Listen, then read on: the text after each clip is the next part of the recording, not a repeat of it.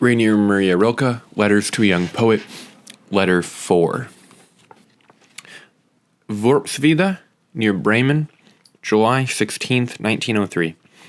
About 10 days ago I left Paris, tired and quite sick, and traveled to this great northern plain whose vastness and silence and sky ought to make me well again. But I arrived during a long period of rain. This is the first day it has begun to let up over the restlessly blowing landscape, and I am taking advantage of this moment of brightness to greet you, dear sir. My dear Mr. Kappus, I have left a letter from you unanswered for a long time, not because I had forgotten it. On the contrary, it is the kind that one reads again when one finds it among other letters, and I recognize you in it as if it were very near. It is your letter of May 2nd, I am sure you remember it.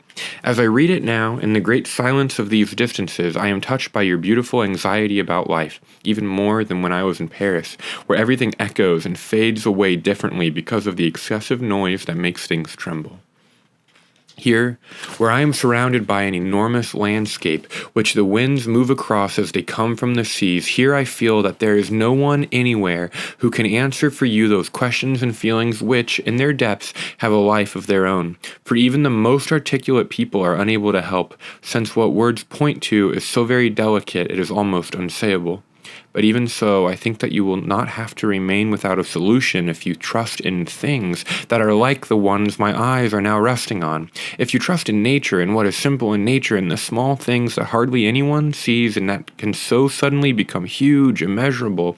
If you have this love for what is humble and try very simply as someone who serves to win the confidence of what seems poor, then everything will become easier for you, more coherent and somehow more reconciling, not in your conscious mind perhaps, which stays behind astonished, but in your innermost awareness, awakenedness, and knowledge.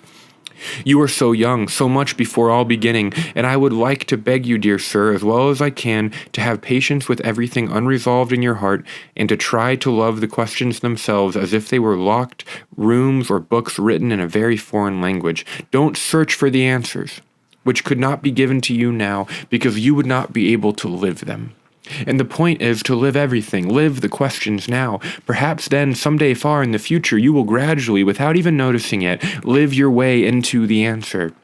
Perhaps you do carry within you the possibility of creating and forming as an especially blessed and pure way of living. Train yourself for that, but take whatever comes with great trust, and as long as it comes out of your will, out of some need of your innermost self, then take it upon yourself and don't hate anything. Sex is difficult, yes, but those tasks that have been entrusted to us are difficult. Almost everything serious is difficult, and everything is serious. If you just recognize this and manage out of yourself, out of your own talent and nature, out of your own experience and childhood and strength to achieve a wholly individual relation to sex, one that is not influenced by convention and custom, then you will no longer have to be afraid of losing yourself and becoming unworthy of your dearest possession. Bodily delight is a sensory experience, not any different from pure looking or the pure feeling with which a beautiful fruit fills the tongue. It is a great and infinite learning that is given to us, a knowledge of the world, the fullness and the splendor of all knowledge. And it is not our acceptance of it that is bad. What is bad is that most people misuse this learning and squander it and apply it as a stimulant on the tired places of their lives and as a distraction rather than as a way of gathering themselves for their highest moments. People have even made eating into something else. Necessity on the one hand, excess on the other. Have muddied the clarity of this need, and all the deep, simple needs in which life renews itself have become just as muddy. But the individual can make them clear for himself and live them clearly. Not the individual who is dependent, but the solitary man. He can remember that all beauty in animals and plants is a silent, enduring form of love and yearning. And he can see the animal, as he sees plants, patiently and willingly uniting and multiplying and growing, not out of physical pleasure, not out of physical pain, but bowing to necessities that are greater than pleasure and pain, and more powerful than will and withstanding.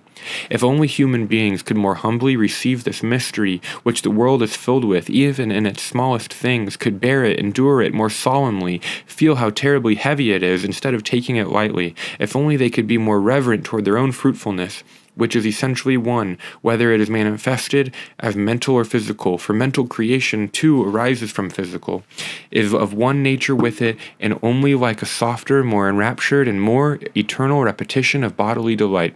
The thought of being a creator, of engendering, of shaping, is nothing without its continuous great confirmation and embodiment in the world. Nothing without the thousandfold ascent from things and animals, and our enjoyment of it is so indescribably beautiful and rich only because it is full of inherited memories of the engendering and birthing of millions.